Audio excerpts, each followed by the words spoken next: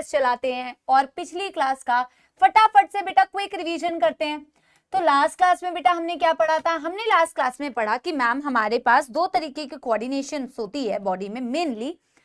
एक होती है आपकी हार्मोनल वाली, एंडोक्राइन सिस्टम वाली, और एक होती है न्यूरल सिस्टम वाली। ये दो सिस्टम्स मिलके तरीके से काम करती है, तो बेटा बॉडी की हर एक एक्टिविटी बड़े ही कोऑर्डिनेटेड फैशन में हो पाती है। एंडोक्राइन सिस्टम के सिक्रीशंस को हार्मोन बोलते हैं, और यहाँ पे बेटा न्यूरल सिस्टम में जो काम करता है वो होते हैं न्यूरॉन्स। और न्यूरॉन्स जो केमिकल्स को सिक्रीट करके बेटा रिलीज करके, बेसिकली सिक्रीट नहीं रिलीज करके बेटा काम करती है, वो होते हैं न्यूरोट्रांसमीटर्स। न्यूरॉन्स फास्ट काम करती है व्हेन कंपेयर टू बेटा हार्मोन्स, लेकिन हार्मोन्स का जो असर होता है वो लॉन्ग लास्टिंग होता है as compared to the neurons. जब बेटा एनिमल किंगडम में नर्वस सिस्टम का डेवलपमेंट स्टार्ट हुआ तो ऑब्वियसली बहुत ही बेसिक लेवल से स्टार्ट हुआ होगा। तो जो लोअर इन्वर्टिब्रेट्स होते हैं उनमें नर्वस सिस्टम या न्यूरल सिस्टम बहुत ही बेसिक होता है। हाइड्रा यानी कि सिलेंट्रेटा फाइलम से जो बिलोंग करता है उसमें पहली बारी न्यूरॉन्स दिखे थे, एपोलर काइंड ऑफ न्यूरॉन्स। फिर बेटा जैसे आप वर्टिब्रेट्स में जाओगे, जैसे हम भी वर्टिब्रेट्स है, फिश हो गए, एम्फीबियंस हो गए, रेप्टाइल्स हो गए, एव्स हो गए, मैमल्स हो गए, उनमें comparatively well defined nervous system है क्योंकि वो एडवांस्ड एनिमल्स है। फिर हमने बोला कि हमारा नर्वस सिस्टम जो होता है वो central nervous system, peripheral nervous system में डिवाइडेड होता है। सेंट्रल नर्वस सिस्टम में होता है ब्रेन एंड स्पाइनल कॉर्ड, और वहां से निकलने वाली जितनी भी नर्व्स होती हैं वो पार्ट होती हैं आपके पेरिफेरल नर्वस सिस्टम का, which is again divided into somatic nervous system, autonomic nervous system. Autonomic involuntary parts को कंट्रोल करेगा और somatic nervous system मतलब बेटा आपके voluntary parts का कंट्रोल।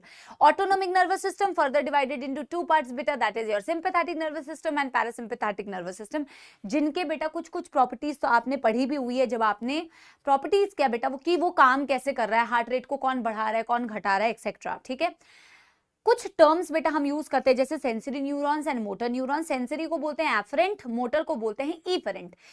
कुछ ऐसी न्यूरॉन्स या नर्व्स बेटा जो इंफॉर्मेशन को ऑर्गन से सेंट्रल नर्वस सिस्टम तक लेके जाती है वो होते हैं सेंसरी या एफरेंट, और फिर बेटा सेंट्रल नर्वस सिस्टम से वापस ऑर्गन्स के पास इंफॉर्मेशन जाती है वो होती है मोटर या फिर इफरेंट। ठीक है, फिर आपने बेटा पढ़े कुछ टर्म्स जैसे कि ganglia, nuclei, nerve fibres and tract. जब आप कलेक्शन ऑफ सेल बॉडीज की बात करते हैं, एक साथ एग्रीगेटेड इकट्ठी हुई सेल बॉडीज की बात करते हैं, और वो आप सेंट्रल नर्वस सिस्टम के लिए बात करते हैं तो उनको बोला जाता है न्यूक्लियाई, और बेटा collection of cell body in case of बेटा पेरिफेरल नर्वस सिस्टम उसे बोला जाता है ganglia. In the same way collection of बेटा या बंडल ऑफ बेटा एक्सॉन्स, इसको सेंट्रल नर्वस सिस्टम में बोला जाता है ट्रैक्ट, और पेरिफेरल नर्वस सिस्टम में इसे बोला जाता है नर्व फाइबर। प्लेक्सस एक वर्ड यूज किया था, प्लेक्सस का मतलब होता है बेटा नेटवर्क का एक जाल। फिर हमने बोला यार नर्वस टिश्यू जो होता है, न्यूरल टिश्यू जो होता है, रिवाइज करो ना सारे बच्चे, या मैं एक सुर में बोली जा रही हूं, रिवाइज करना है आप लोगों को। ठीक है, फिर बेटा अगर मैं नर्वस टिश्यू को देखूं, न्यूरल टिश्यू को देखूं, तो हम में से अधिकतर बच्चों को ये लगता था कि यार न्यूरल टिश्यू का मतलब होता है न्यूरॉन्स। गलत बात नहीं है, that is the structural and functional unit of nervous tissue. But बेटा न्यूरल टिश्यू का मोर देन 50% अगर आप देखोगे वो बनाती हैं जो सेल्स, उन्हें बोला जाता है neuroglial cells, the supporting cells, the packaging sales.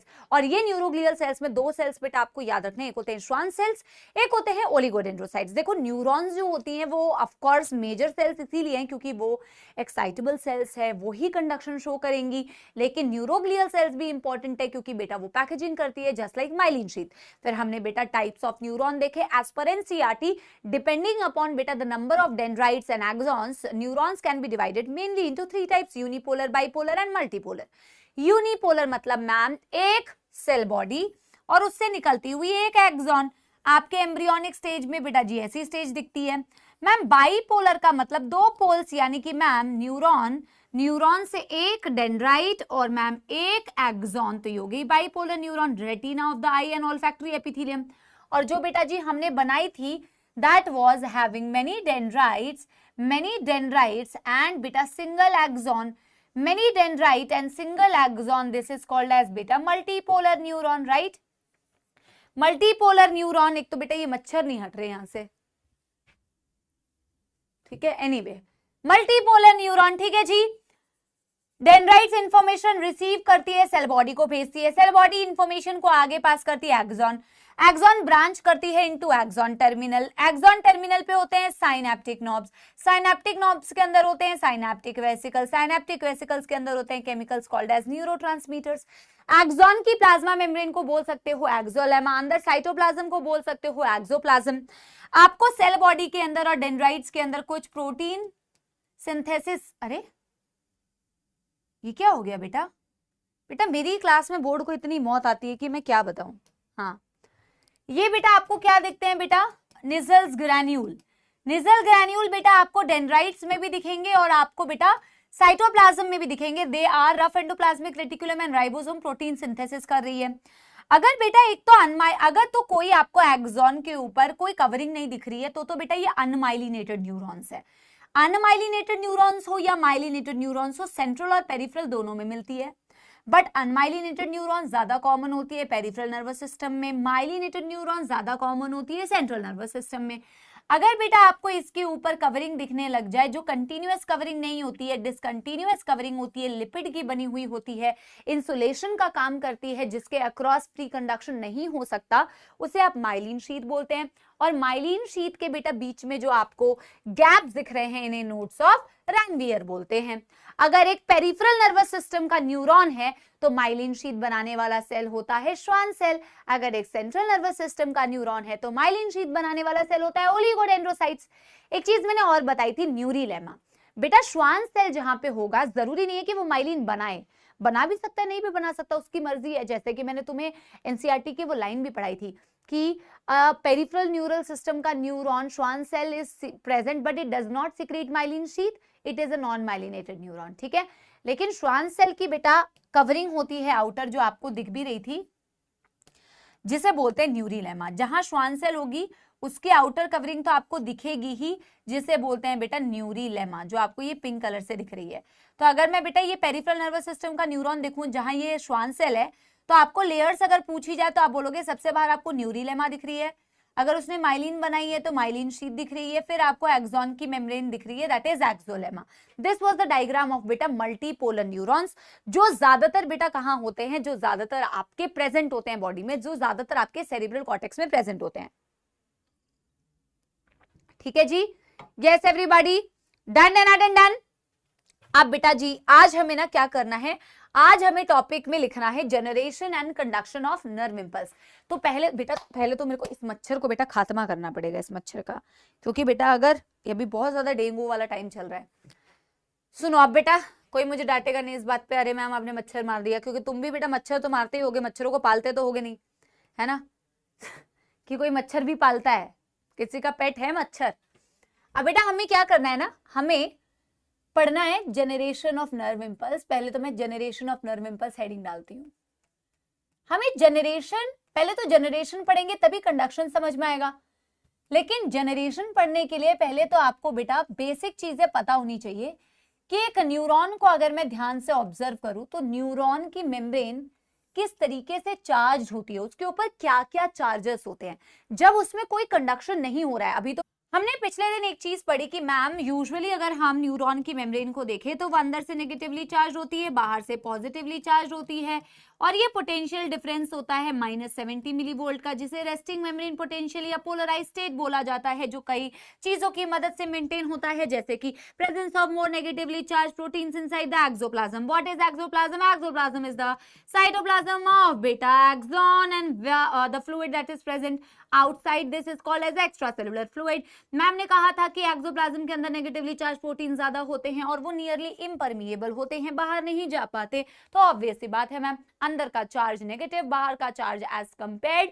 Positive रहेगा। मैम अगर मैम एक जनरल सी बात हमसे पूछी जाए तो हमें हमेशा एक चीज आपने याद रखने के लिए कहा था, ECF is an ocean of sodium and axoplasm is a ocean of potassium ions. बाहर सोडियम ज्यादा होते हैं, अंदर पोटेशियम ज्यादा होता है, ये हमें हमेशा याद रखने के लिए आपने कहा था, क्योंकि इसी से मैम हमें लीकी चैनल्स और सोडियम पोटेशियम एक्टिव पंप और आपके वोल्टेज गेटेड चैनल्स का फंक्शन जानने में आसानी हो जाएगी।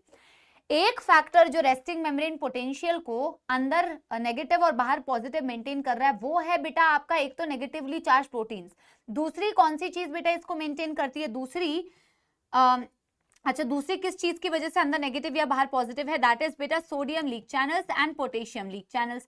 पोटेशियम लीक चैनल ज्यादा लीकी होते हैं as compared to sodium leak channel. Leak channels passively काम करते हैं यानी along the concentration gradient. Along the concentration gradient यानी सोडियम अंदर आ जाएगा और अलोंग द कंसंट्रेशन ग्रेडियंट मतलब पोटेशियम बाहर चला जाएगा। बट क्योंकि पोटेशियम लीकी चैनल ज्यादा लीकी होते हैं तो पोटेशियम ज्यादा बाहर जाते हैं एज कंपेयर टू सोडियम कितने अंदर आए, क्योंकि बेटा पॉजिटिव अंदर कम आए एज कंपेयर टू पॉजिटिव बाहर जितने गए, that is another factor that is maintaining this negative and positive. तीसरा फैक्टर बेटा जो एक्टिवली काम करता है, जो अगेंस्ट द कॉन्सेंट्रेशन ग्रेडियंट काम करेगा, जो एटीपी का यूज करेगा, that is sodium potassium active pump. Sodium potassium active pump जो होता है ये 3 सोडियम आयंस को बाहर और 2 पोटेशियम आयंस को बेटा अंदर ट्रांसफर करता है। This is sodium potassium ATPase actively काम करेगा क्योंकि सोडियम जहां ज्यादा है वहां सोडियम भेज रहा है, पोटेशियम जहां ज्यादा है वहां पोटेशियम भेज रहा है। एक एटीपी का यूज करके ये इस तरीके की मूवमेंट करेगा। ऑफ कोर्स आप लोगों ने एनिमेशन देखी होगी and you must have loved the animation obviously. ये रेस्ट की कंडीशन है जब मेम्ब्रेन को किसी ने नहीं छेड़ा, जब कोई स्टिमुलस नहीं आया, कुछ भी नहीं हुआ। पर मैम जैसे ही स्टिमुलस आता है तो क्या होता है, इसके वक्त और जज्बात सब अभी बदलेंगे और इसका चार्ज बदलेगा बेटा। मेम्ब्रेन पहले तो नेगेटिव थी और बाहर से पॉजिटिव थी, पोलराइज स्टेट में थी, रेस्टिंग स्टेट में थी। फिर मैंने बेटा आपको एक चीज और बताई थी। क्या बताया था बेटा मैंने आपको बताया था कि जैसे आपकी सेल बॉडी है, इसमें डेंड्राइट्स होते हैं, डेंड्राइट्स पे लिगैंड चैनल्स होते हैं, for example sodium ligand channel. जैसे स्टिमुलस आता है सोडियम लिगैंड चैनल से सोडियम की एंट्री होती है। डिपेंड करेगा बेटा कि कितने सोडियम आयंस अंदर आए, डिपेंड करेगा, थैंक यू भैया, कितने सोडियम आयन अंदर आए उस पर डिपेंड करेगा। और ऑफ कोर्स कितने अंदर आए बेटा वो इस बात पे डिपेंड करेगा that what is the strength of the stimulus. Strength of the stimulus पर डिपेंड किया। बट मैम जैसे ही सोडियम की एंट्री होती है यहाँ का चार्ज -70 से -55, सारे बच्चे बेटा अटेंशन होके रिवीजन करेंगे। ये रिवीजन टाइम पास नहीं होता है। जो बच्चा रिवीजन में यहाँ पे टाइम पास कर रहा है उसका टाइम पास हो जाएगा, बेटा टाइम पास नहीं करना है अभी, ठीक है। -70 से -55 जो ये चार्ज हुआ मैम, इसी को तो हम थ्रेशोल्ड स्टिमुलस बोलते हैं। और इसकी वजह से यहां जो चैनल्स खुलेंगे सबसे पहले ABC, sodium voltage gated channel. Sodium voltage gated channel से सोडियम की एंट्री होगी, ऑब्वियस सी बात है मैम, तभी तो मेम्ब्रेन डीपोलराइज होगी, यानी अंदर से पॉजिटिव बाहर से negative. This is called depolarization. जितने सोडियम अंदर आएंगे उससे धीरे धीरे चार्ज +30 मिलीवोल्ट पहुंच जाता है। इसी को हम एक्शन पोटेंशियल या इंपल्स भी कहते हैं। +30 तक ये पहुंच जाता है, उसके बाद बेटा ऑटोमेटिकली ये क्लोज हो जाते हैं। जो ये चेंज इन पोटेंशियल होता है इस पर्टिकुलर जगह पर, वो अपने नियरेस्ट साइट के लिए एक्शन पोटेंशियल की तरह, स्टिमुलस की तरह काम करता है, स्टिमुलस की तरह काम करता है। It act as a stimulus for the nearest site. तो ये नियरेस्ट साइट के लिए स्टिमुलस की तरह काम कर रहा है। और बेटा आपको करंट का एक फ्लो दिख रहा है, प्लस माइनस, एक सर्किट कंप्लीट होता है। This act as a stimulus for the nearest site. और बेटा क्या होगा फिर नियरेस्ट साइट में, ये जो चेंज इन पोटेंशियल हुआ था ए पे, यही एज अ स्टिमुलस इसकी तरह काम कर रहा है। तो यहाँ के सोडियम वोल्टेज गेटेड चैनल्स खुलेंगे। जिस वक्त में यहाँ के सोडियम वोल्टेज गेटेड चैनल्स खुल रहे हैं उस वक्त में ए वाली जो मेम्ब्रेन है वो रीपोलराइज हो रही होगी। इस जगह पे ये वाले चैनल्स खुलेंगे तो फिर ये डीपोलराइज होगी, फिर ये एक्ट करेगी as a stimulus for the nearest site. इस तरीके से कंडक्शन आगे बढ़ता रहता है। पहले डीपोलराइजेशन, डीपोलराइजेशन के बाद रीपोलराइजेशन, जो पोटेशियम वोल्टेज गेटेड चैनल से होता है, जिससे पोटेशियम बाहर की तरफ बेटा मूव करते हैं। पोटेशियम वोल्टेज गेटेड चैनल से आप सोच के देखो ना, पहले मेम्ब्रेन रेस्ट पर थी तो माइनस और प्लस, फिर सोडियम वोल्टेज गेटेड चैनल खुलते हैं तो सोडियम अंदर आता है तो अंदर पॉजिटिव बाहर नेगेटिव। फिर बेटा आपके सोडियम वोल्टेज गेटेड चैनल से ये हुआ, पोटेशियम वोल्टेज गेटेड चैनल से पोटेशियम बाहर जाएगा तो अंदर नेगेटिव बाहर पॉजिटिव। दिस इज बेटा how resting membrane potential, depolarization and repolarization takes place. मैंने आपको एक डेटा और बताया था कि जो आपका बेटा पोटेशियम वोल्टेज गेटेड चैनल्स होते हैं वो थोड़े ज्यादा टाइम के लिए खुले रह जाते हैं, जिसकी वजह से पोटेशियम ज्यादा बाहर चले जाएंगे और मेम्ब्रेन हाइपर पोलराइज हो सकती है -90। बट वंस बेटा हाइपर पोलराइजेशन इज ओवर, उसके बाद ये sodium potassium voltage gated channel सारे क्लोज हो जाएंगे, फिर से रेस्टिंग वाली कंडीशन बेटा डेवलप हो जाएगी, दैट इज -70 मिलीवोल्ट। बेटा रेस्टिंग कंडीशन क्यों डेवलप होना जरूरी है? रेस्टिंग कंडीशन मैम इसीलिए डेवलप होना जरूरी है बिकॉज एक मेम्ब्रेन जो रेस्ट पर होती है वही मैम न्यू स्टिमुलस को रिसीव कर सकती है और एक्साइट हो सकती है, दैट इज द रिक्वायरमेंट। एक माइलिनेटेड न्यूरॉन के अक्रॉस कंडक्शन फास्टर होती है, जंपिंग कंडक्शन सिर्फ nodes of Ranvier two nodes of Ranvier conduction करते हो, बट एक बेटा अनमाइलिनेटेड न्यूरॉन में कंडक्शन स्लोअर होती है, ऑफ कोर्स क्योंकि उसमें थ्रू आउट द मेम्ब्रेन आपको कंडक्शन करना पड़ता है। Free conduction is possible at nodes of Ranvier only in case of myelinated neurons. आज हम सबसे पहला जो टॉपिक पढ़ने वाले हैं बेटा, जो आपने बचपन में भी काफी जनरल बातें तो इससे रिलेटेड पढ़ी ही होंगी, that is synapses. Brain is divided into 3 parts: forebrain, midbrain, hindbrain. Forebrain has beta further different parts: cerebrum, olfactory lobes, hippocampus, amygdala, epithalamus, thalamus, hypothalamus. Epithalamus, thalamus, hypothalamus को मिला के बोला जाता है डायनसेफेलॉन। जो ब्रेन और स्पाइनल कॉर्ड है वो सेंट्रल नर्वस सिस्टम का हिस्सा है और ये सेंट्रल प्रोसेसिंग यूनिट है। Brain is walnut like and brain is बेटा protected inside the brain box called as cranium. Brain has beta several protecting coverings called as cranial meninges. Outer tough layer of beta fibrous, that is dura mater. Dura mater के नीचे वाली होती है webbed अराकिनॉइड, अराकिनॉइड के अंदर सबसे closest brain के साथ होती है पाया मैटर। ड्यूरा मैटर के नीचे एक स्पेस होती है सबड्यूरल स्पेस, अराकिनॉइड के नीचे एक स्पेस होती है जिसे बोलते हैं सब अराकिनॉइड स्पेस। इन दोनों में से सब अराकिनॉइड स्पेस ऐसा होता है जिसमें सेरिब्रोस्पाइनल फ्लूइड भरा हुआ होता है। फिर बात करते हैं सबसे prominent part of the brain की, फोरब्रेन, उसमें भी सबसे प्रोमिनेंट होता है बेटा सेरिब्रम। सेरिब्रम लार्जेस्ट होता है मैम, दो सेरिब्रल हेमिस्फीयर से एक लॉन्गिट्यूडनल फिशर होता है जो उसको बेटा उसको डिवाइड कर रहा होता है, लेकिन ये दोनों हेमिस्फीयर्स अलग नहीं होते, ये कनेक्टेड होते हैं with the help of tract of nerve fibres जिसे बोला जाता है कॉर्पस कैलोसम। मैम आपका जो सेरिब्रम है ना उसके बाहर वाले रीजन को हम बोलते हैं सेरिब्रल कॉर्टेक्स। बाहर की तरफ हमें हमेशा सेल बॉडीज का एग्रीगेशन दिखता है विच इज ग्रे मैटर, और अंदर की तरफ माइलिनेटेड एक्सॉन्स दिखती है दैट इज व्हाइट मैटर। इसीलिए ब्रेन में grey matter outside, white matter inside. Ma'am cerebrum में बहुत सारे फोल्ड्स होते हैं, कॉन्वोल्यूशंस होते हैं to accommodate more and more neurons. ठीक है, सेरिब्रम की अगर बात करूं मैम, इसके सेरिब्रल कॉर्टेक्स वाले हिस्से को हम 3 एरियाज में डिवाइड करते हैं: sensory areas, association areas, motor areas. इनमें से सबसे लार्ज एरियाज होते हैं मैम एसोसिएशन एरियाज, वो मेमोरी, कम्युनिकेशन और इंटर सेंसरी फंक्शंस के लिए एसोसिएटेड है। सेंसरी एरियाज में सेंसरी इनपुट आ रही है, मोटर एरियाज में मोटर इनपुट्स आ रही है। फिर बात करते हैं बेटा आपके हिपोकैम्पस और एमिगडाला की। हिपोकैम्पस शॉर्ट टर्म मेमोरी को लॉन्ग टर्म मेमोरी में कन्वर्ट करता है। एमिगडाला बेटा क्या आमंड शेप होता है, एंगर और रेज को बेटा कंट्रोल करता है। हिपोकैम्पस और एमिगडाला को साथ मिला के बेटा बोलते हैं लिम्बिक सिस्टम, और इसी लिम्बिक सिस्टम में अगर हम हाइपोथैलेमस को जोड़ दें तो इमोशनल ब्रेन को बनाता है विच कंट्रोल्स डिफरेंट एस्पेक्ट ऑफ बेटा ह्यूमन इमोशंस, प्लेजर बेटा, फियर बेटा, एंगर, मोटिवेशन, हैप्पीनेस, दुखियारा, सब कुछ को कंट्रोल कर रहा है इमोशनल ब्रेन। फिर आते हैं बेटा डायनसेफेलॉन में एपिथैलेमस, जिसमें आपकी एक ग्लैंड होती है जिसको बोलते हैं पीनियल ग्लैंड। एपिथैलेमस थैलेमस के ऊपर होती है, थैलेमस होता है बीच में, thalamus is the relay centre. Cerebrum जो होता है वो थैलेमस को रैप कर रहा होता है, इसे रिले सेंटर इसलिए बोलते हैं क्योंकि जितनी भी इंफॉर्मेशन को ब्रेन तक जानी है या ब्रेन से वापस आनी है वो थैलेमस से होते हुए ही गुजरेगी।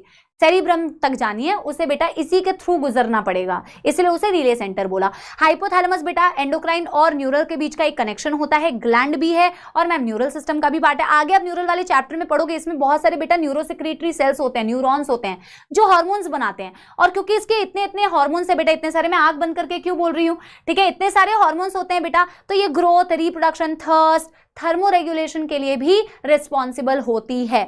फिर बात करते हैं बेटा मिड ब्रेन। मिड ब्रेन में से पास होती है सेरिब्रल एक्वेडक्ट। मिड ब्रेन के डॉर्सल साइड पे होती है 4 स्वेलिंग्स जिसे बोला जाता है corpora quadrigemina, 2 superior 2 inferior, function NCERT में नहीं दिए हुए।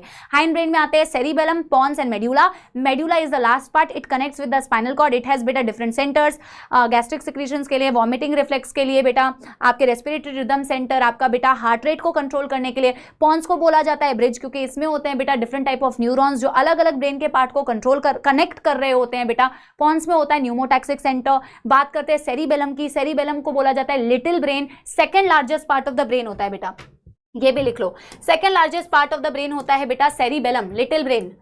सेकंड, थोड़ा ब्रेक लग गया हमारे बेटा इसमें, second largest part of brain इसमें मैटर। यस एवरीबॉडी, जल्दी जल्दी जल्दी जल्दी। अरे वंडरवेज बेटा कोई बात नहीं, अब तू भी पढ़ ले बेटा, तू पढ़ेगा तो मेरे को अच्छा रिपीट कर दी। स्क्रीन पे राह देखते हैं, एक पोल तो बेटा करा के